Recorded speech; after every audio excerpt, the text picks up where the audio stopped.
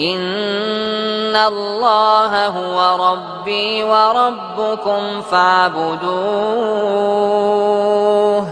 Hadza siratun mustaqim.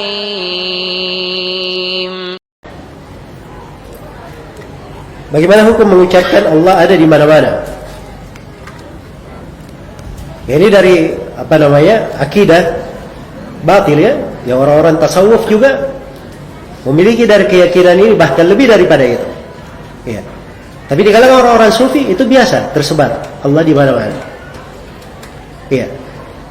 Dan mereka ini orang-orang yang menyelisihi Al-Quran dan Sunnah Rasulullah Sallallahu Alaihi Wasallam. Allah itu ada di atas langit. Penetapan Allah ada di atas langit itu disebutkan oleh Ibnul Qayyim, dijelaskan lebih dari 2000 dalil yang menunjukkannya. Ditunjukkan oleh dalil dari Al-Quran, dari Sunnah Rasulullah SAW, kesepakatan para ulama, diakui oleh akal sehat, dan fitrah manusia juga mengakuinya bahwa Allah di atas langit. Iya. Dari Al-Quran, Allah Subhanahu Wa Taala berfirman, "Aamintum man fis sama." Apakah kalian merasa aman terhadap Allah yang berada di atas langit? Kita sering membaca Sabbihisma rabbikal a'la. Ya, sucikanlah nama Rabbmu yang maha tinggi. Maha tinggi, tinggi itu di mana? Di atas atau di bawah? Di atas. Ya, ilaihi yas'udul kalimut thayyib wal amalus shalih yarfa'u. Kepadanya lah naik kalimat yang baik, amalan saleh mengangkatnya. Berarti di mana? Di atas. Al-Qur'an itu apa? Dikatakan apa Al-Qur'an? Turun atau naik? Dikatakan diturunkan, berarti dari atas. Jelas ya? Kalau mau dibahas pendalilan itu banyak sekali dari Al-Quran. Ya. Dari sunnah Nabi SAW, Nabi memberi contoh Allah Subhanahu Wa Taala di atas langit itu dari ucapannya, dari perbuatannya, dan dari pembenarannya, dari takrir beliau.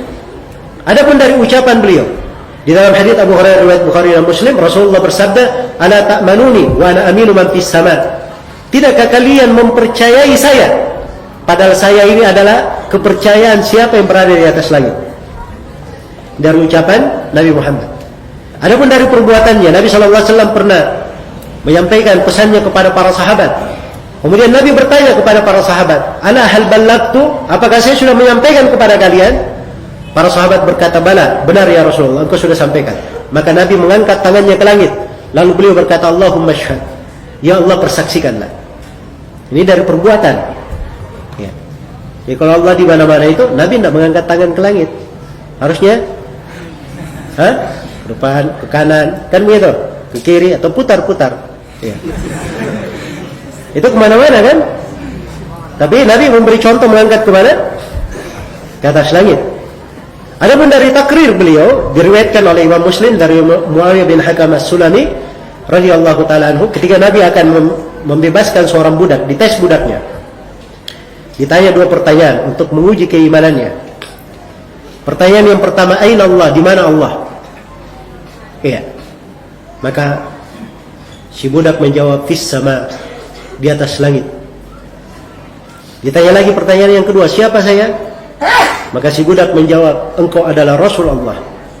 Kata Nabi, i'tikha fa innaha mu'minah. Bebaskan perempuan ini, budak perempuan ini. Sesungguhnya dia adalah seorang perempuan yang beriman. Disifatkan dengan keimanan, dengan apa? Dengan dua keyakinan ini. Meyakini Allah di atas langit dan Nabi adalah apa? Rasul Allah. Iya. Jelas ya? Ya, dan di sini kekeliruan banyak dari orang-orang tasawuf dan orang yang menyimpang pemahamannya di sini ketika mereka mengingkari hadits-hadits yang seperti ini, takwil macam-macam. Karena memang dasar pemikiran seperti itu, tidak mau tunduk di dalam apa? Syariat. Padahal ini adalah hal yang disepakati. Tidak ada dari ulama pun, dari imam 4 sebelumnya dan setelahnya yang mengingkari hadits ini atau menyalahi dari konsekuensinya. Tiba-tiba datang orang belakangan, dia seenaknya saja, dia bawakan syubhat-syubhat. Ya. Ini tidak benar ya. Kemudian dari kesepakatan ulama, kesepakatan dinukil dari masa ke masa tentang hal ini. Bahwa Allah di atas langit. Diterima oleh akal sehat. Ya. Sebab Allah itu di mana-mana, naudzubillah. Berarti Allah berada di tempat-tempat yang tidak layak, di tempat kotor, kan begitu? Berarti Allah itu banyak, kan di mana-mana. Allah itu bukan hanya satu, banyak, karena di mana-mana. Dan ini akan menyeret kepada akidah kekafiran nanti. Iya. Diterima oleh fitrah. Nah, ini yang membuat Abul Mu'ali Al-Juwaini, salah seorang dari tokoh filsafat dan pengadut madhab Asy'ariyah, dia menjadi bingung, akhirnya rujuk kepada kebenaran. Ketika ditanya oleh salah seorang muridnya Al-Hamadani, iya, tentang ayat Ar-Rahman 'alal arsy istawa, Allah di atas arsy beristiwa, maka Al-Juwaini menjawabnya dengan jawaban orang-orang Asy'ariyah. Maka Al-Hamadani berkata, "Tidak usah, tinggalkan aja dulu itu. Saya ingin bertanya sesuatu yang ada di dalam jiwa saya. Ya, saya kalau memohon kepada Allah itu hati saya selalu menghadap ke atas. Ini sih mau kemana kan?" Ya. Maka Al-Juwaini pun diam, bingung. Akhirnya dia pukul kepalanya sendiri. Ya. Kemudian dia berkata, "Al-Hamadani telah membuat saya bingung." Ya. Sampai beliau tinggalkan majelisnya. Dan itu menjadi sebab dia rujuk kepada apa? Kepada kebenaran. Itu disaksikan oleh fitrah. Kalau mau bukti, tanya saja kepada anak kecil. Ya, anak orang kafir pun tanya. Yang penting syaratnya anak ini masih di atas fitrahnya. Belum diajari yang benar, belum diajari yang salah. Biarkan dia di atas fitrahnya. Tanya kepada anaknya, di mana Allah? Pasti dia akan menuju ke atas langit. Itu fitrah manusia. Iya, jelas ya? Baik. Jadi ini 5 hal yang menunjukkan bahwa Allah Subhanahu wa taala di atas langit. Nah, ini datang sebagian orang belakangan, ya, bergaya dengan gaya filsafat Allah itu tidak boleh dikatakan di mana, ya, sebab dia yang menciptakan di mana, tidak boleh ditanyakan dia di mana. Ya. Ini suruh masuk aja ke sekolah sastra sana. Ya. Kalau mau bikin puisi di tempatnya. Ini masuk di dalam berbicara masalah apa? Masalah-masalah yang ditetapkan di dalam agama. Iya. Ketika ditetapkan bahwa Allah Subhanahu wa taala bersifat begini dan begitu, maka harusnya kita tetapkan sesuai dengan kemuliaan dan kebesaran Allah Subhanahu wa taala. Sebab apa saja dari sifat itu mungkin dikatakan Allah serupa dengan makhluk di situ. Iya. Sampai orang Jahmiyah juga seperti itu. Orang Jahmiyah kan dia tidak mau mengakui semua sifat dan nama, kecuali satu sifat saja. Sifat apa? Sifat al-wujud, adanya Allah. Tidak mungkin dia mengingkari Allah itu ada. Baik, Allah itu ada. Kamu ada atau tidak? Makhluk ada atau tidak? Jawabannya ada juga. Kalau begitu sama saja Allah dengan makhluk sama-sama ada. Ya. Ini membuat mereka bingung sendiri. Karena asalnya mereka tidak paham. Adanya kesamaan dalam penamaan itu belum tentu sama dalam apa? Dalam hakikat. Ini Muhammad. Namanya sama, tapi orangnya apa? Beda. Ini melihat, itu melihat. Kucing melihat. Ya.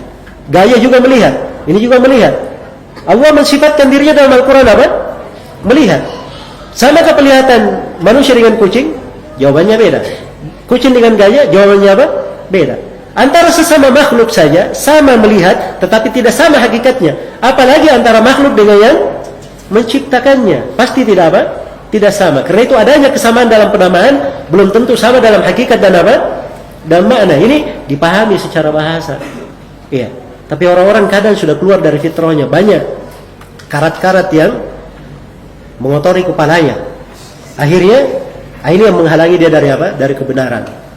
Baik.